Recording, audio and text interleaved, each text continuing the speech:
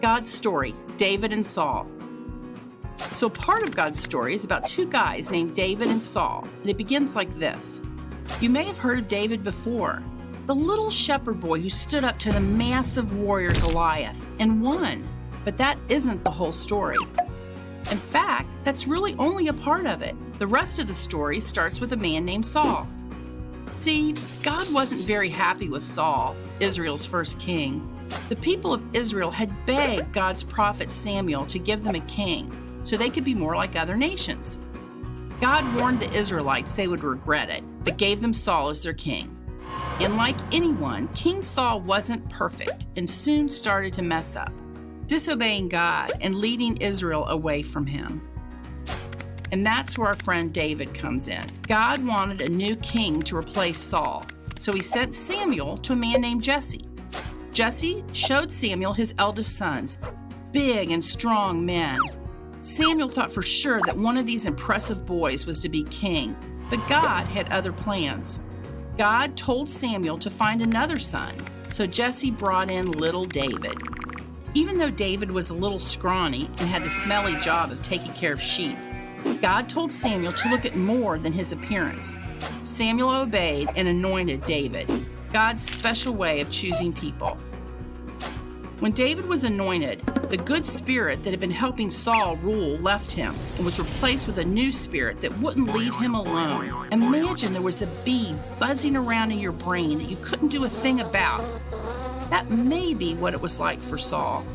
Since Saul was going a little crazy, his servants had David, a great harp player, come to the palace and play music to calm the king.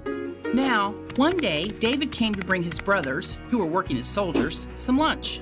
What started out as a lunch delivery soon turned into one of the most famous stories in the Bible, where tiny David took down the massive warrior Goliath with a single stone.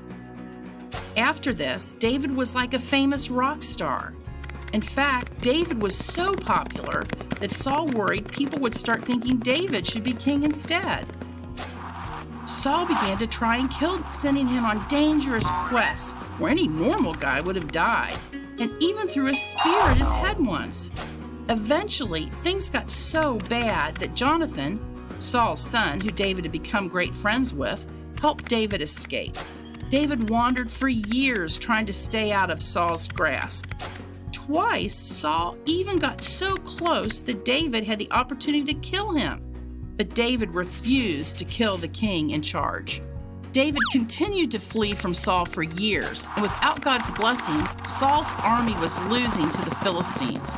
Soon enough, Saul's army had been defeated. Jonathan had died, and the Philistines were now chasing them.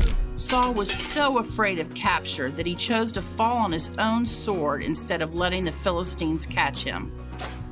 When David heard of Jonathan and Saul's death, he went out and avenged them.